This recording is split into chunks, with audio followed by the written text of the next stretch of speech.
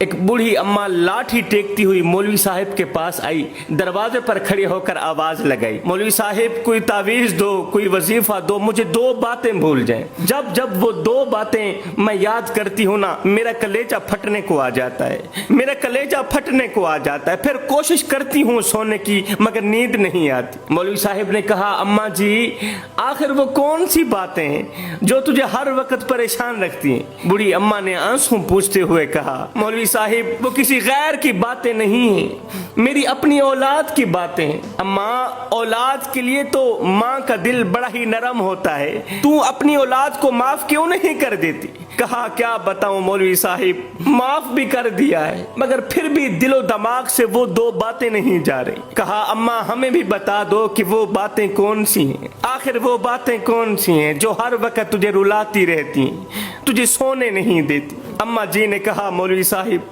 दरअसल मैं अपनी पुरानी झोंपड़ी में रहती हूँ और मेरे बच्चे कोठियों में रहते हैं। मैं कच्ची झोंपड़ी में रहती हूँ और मेरे बच्चे कोठियों में रहते हैं। मैं अपना अलग पकाती हूँ, अलग खाती हूँ और मैं अपनी जिंदगी में बहुत खुश भी हूँ, लेकिन एक दिन मुझे बुखार हो गया। मैं मरती क्या न करती मौत से बचने के लिए। मेरे गम ने मुझे कहा कि औलाद के पास जाकर थोड़ी सी खैरात ही मांग लो, औलाद से 2-4 पैसे लेकर दवाई ही ले लो, हो सकता है अल्लाह इस बुखार से निजात दिला दे। मैं बड़ी मुश्किल से बिस्तर से उठी, ना चाहते हुए भी गिरती हुई संभलती हुई अपने बड़े बेटे के दरवाजे पर पहुंची। मैंने दरवाजा खटखटाया, मैंने कहा, बेटे मुझे कुछ पैसे चाहिए, मुझे कुछ पैसे चाहिए। बेटे ने कहा, अम्मा आपको पैसों की क्या जरूरत है, रोटी तो मिल रही है, खाने पीने की चीजें भी मैं तेरे घर में भेज देता हूँ, पैसों की क्या जरूरत है तुझे? मैंने कहा, नहीं बेटा मुझे हर हाल में पैसे चाहिए और मुझे इस वक्त पैसों की अशद जरूरत है। एक बार तो मेरे दिल ने कहा कि मैं अपने बेटे को बता दूं कि मैं इस वक्त बहुत बीमार हूँ, मैं इस वक्त बहुत दुख में हूँ, मैं दर्द में हूँ, मैं तकलीफ में हूँ। मेरे दिल ने कहा कि एक बार बेटे को अपने दर्द सुना ही दूं, मगर ज़मीर ने कहा नहीं, अगर बेटे ने मुझसे मेरा हाल नहीं पूछा तो फिर मेरे बताने का कोई फायदा नहीं है। बड़ा बेटा कहने लगा, अम्मा तू जानती है ना मेरी फैमिली के अखराजात बहुत ज्यादा हैं, मेरी फैमिली के अखराजात बढ़ गए हैं, फिल वक्त तो मेरे पास कुछ नहीं। ये कहते हुए बेटा अपने कमरे के अंदर चला गया। मैं वहां से उठी दूसरे बेटे के दरवाजे पर गई, उसने भी वही जवाब दिया जो बड़े बेटे की तरफ से जवाब मिला था। मैं रोने लगी, कहने लगी, नहीं बेटा चलो थोड़े ही सही, मुझे खाली हाथ वापस मत भेजो, मुझे कुछ न कुछ पैसे दे दो, मुझे पैसों की अशद जरूरत है। आज पहली और आखिरी मर्तबा तुम्हारे दरवाजे पर आई हूँ, मुझे खाली हाथ वापस न भेजो। कहा, अम्मा आप जानती हैं ना पिछले दिनों मेरा बेटा बीमार हो गया था, उस पर लाखों रुपए लग गए, अब तो मेरे पास कुछ नहीं बचा।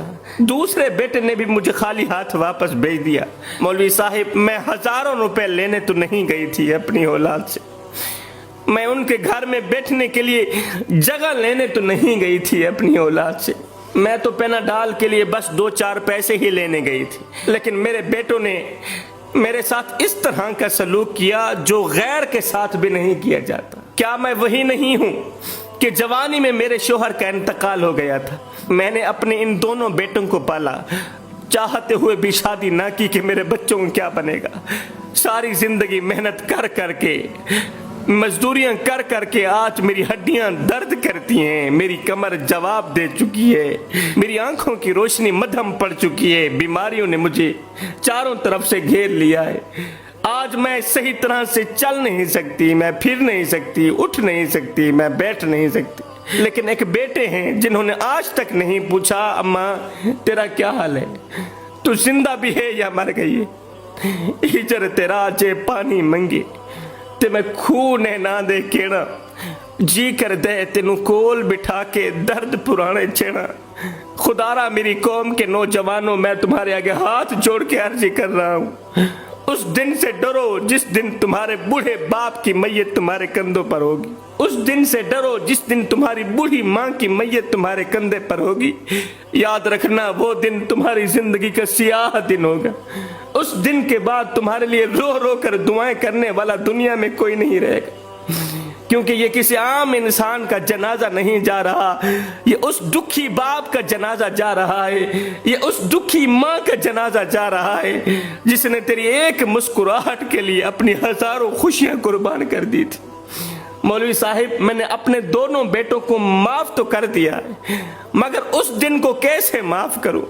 بیٹوں کو تو معاف کر دیا ہے، مگر اس دن کو کیسے معاف کروں جس دن ایک ماں اپنے مالدار بیٹوں کے دروازے سے صرف 200 روپے مانگ کر بھی خالی ہاتھ واپس لوٹ گئی تھی۔